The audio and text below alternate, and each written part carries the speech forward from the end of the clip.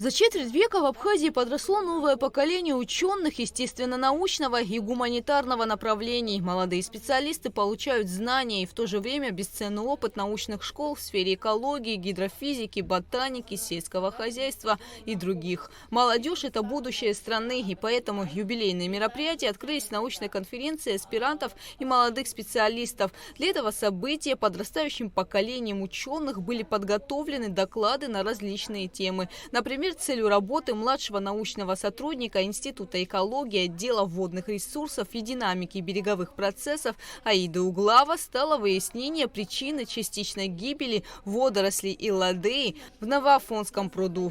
В результате анализа проб воды выдвинута гипотеза, что влияние на растения оказывает антропогенный фактор.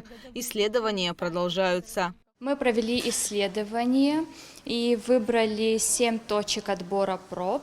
Вообще, в целом, водоем испытывает кислородное перенасыщение, но мы предположили, что поступает большое количество моющих веществ в реку и, естественно, в пруды, которые пагубно влияют именно на эту водоросль. Поэтому она гибнет. А есть участок, один из прудов, в котором она очень хорошо развивается, и водоток к этому пруду поступает из центрального пруда, и водоток слабый, поэтому там она себя чувствует хорошо, а в остальных местах... Работа Лолиты Хинтуба посвящена роли влажности формирования осадков в различных климатических зонах Кавказа.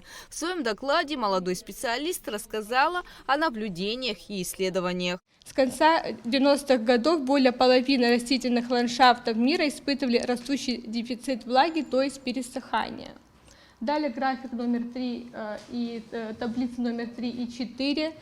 Из данных таблиц следует, что с 2000-х годов идет понижение среднегодовой относительной влажности синхронно по городам Кавказа. Из таблицы номер 4 это сокращение средних десятилетних значений влажности по сравнению с предыдущим десятилетием. Из данной таблицы следует, что наибольшее отклонение от 7 до 9% наблюдается по городам именно Северного Кавказа. В исследованиях молодежь активно применяет усовершенствованные технологии, которые помогают более подробно изучить ту или иную сферу. Своими открытиями младшее поколение делится с именитыми учеными, которые направляют и помогают им в дальнейшем. В системе ИАНа большое внимание уделяется кадрам. За 25 лет в академии изменилось многое, но вопрос подготовки кандидатов и докторов наук один из самых важных.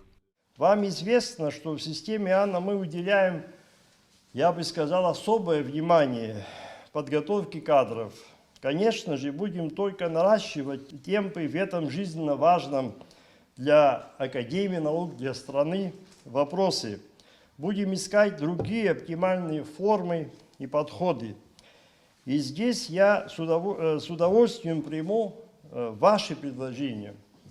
И это для нас очень важно. В рамках научной конференции говорили на разные темы – о климате, о ветрах, о химии воды. Руководители задавали вопросы, рождались споры и обсуждения.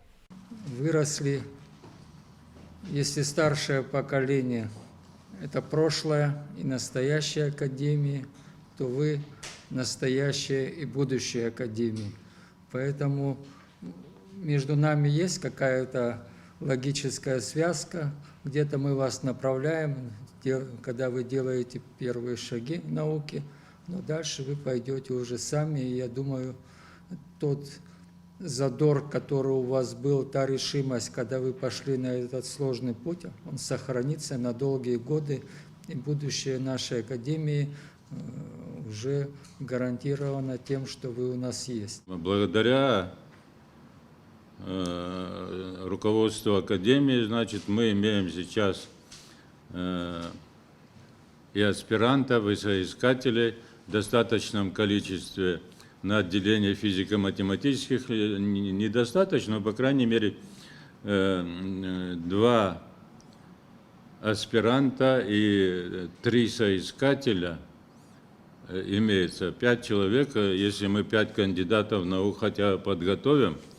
И еще у нас перспектива есть подготовить 2 докторов наук в ближайшие 2, максимум 3 года, 2 докторов наук. Торжественные мероприятия, посвященные 25-летию Академии наук Абхазии, будут проходить со 2 по 5 ноября. По случаю этого события в республику прибыло десятки гостей, которые уже 3 числа ознакомятся с работой научных учреждений. Анна Гугусова, Алексей Баструков, Абхазское телевидение.